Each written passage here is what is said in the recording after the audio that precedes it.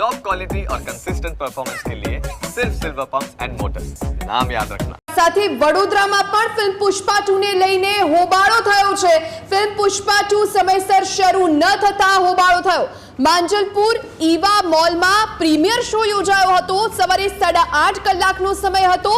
સમયસર ફિલ્મ શરૂ ન થતા ચાહકોએ હોબાળો કર્યો। હોબાળા વચ્ચે ફિલ્મ શરૂ કરી દેવાતા મામલો થાળે પડ્યો। तो मांजलपुर में ईवा मॉल आवेलो छे, ज्यां पुष्पा 2 फिल्म शरू थवानी हती, परंतु समयसर शरू न थता होबाळो कर्यो।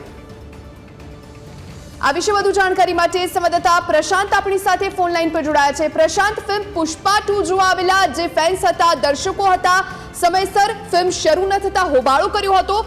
शुं स्थिति अत्यारे?